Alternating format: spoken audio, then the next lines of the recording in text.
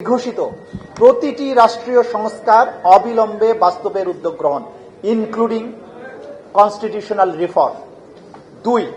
গণহত্যা এবং মানবতা বিরোধী অপরাধের কার্যকর বিচার নিশ্চিত করা এবং চলমান বিচার প্রক্রিয়া কোন রকম দীর্ঘসূত্রিতা ছাড়া সম্পন্ন করা। 3. জুলাইয়ের চেতনা, জুলাইয়ের অঙ্গীকার অনুযায়ী সংবিধানে জুলাইয়ের চেতনার যথাযথ প্রতিফলন নিশ্চিতকরণ। 4. জুলাইয়ের ইতিহাস এবং আত্মত্যাগের কাহিনী চিরস্মরণীয় করে রাখতে সাহিত্য, পাঠ্যপুস্তক, নাটক, সিনেমা সহ সকল সাংস্কৃতিক মাধ্যমগুলোতে জুলাইয়ের কাহিনী তুলে ধরা। 5. জুলাই জাদুঘর অবিলম্বে চালু করা। 6. জুলাইয়ের শহীদ, আহত, ক্ষতিগ্রস্ত ভিকটিম পরিবারের যথাযথ স্বীকৃতি, ক্ষতিপূরণ এবং রাষ্ট্রীয় পৃষ্ঠপোষকতা প্রদান। 7. জুলাই বিপ্লবের আলামত, ডকুমেন্টস এবং ইতিহাস জাতীয় আর্কাইভে সংরক্ষণ করা। 8. বিচারে সাজাপ্রাপ্ত আসামিদের সাজা দ্রুততম সময়ের মধ্যে কার্যকর করা। 9.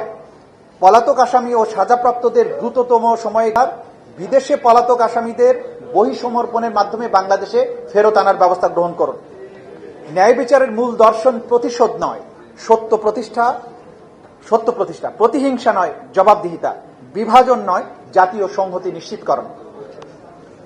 ন্যায় বিচার কেবল অতীতের হিসাব চুকিয়ে দেয় না, ন্যায় বিচার ভবিষ্যতের জন্য একটি নৈতিক সীমানা নির্ধারণ করে দেয়।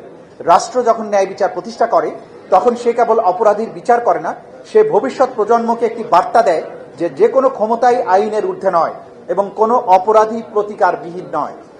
এই নিবন্ধে প্রস্তাবিত বিষয়গুলো কার্যকর করার মাধ্যমে আমরা বাংলাদেশ থেকে বিশ্বকে একটি বার্তা দিতে চাই যে বাংলাদেশ ন্যায় বিচারের পক্ষে এবং যে অপরাধ সংগঠিত হয়েছে তা আর কখনো এই মাটিতে সংগঠিত হতে পারবে না।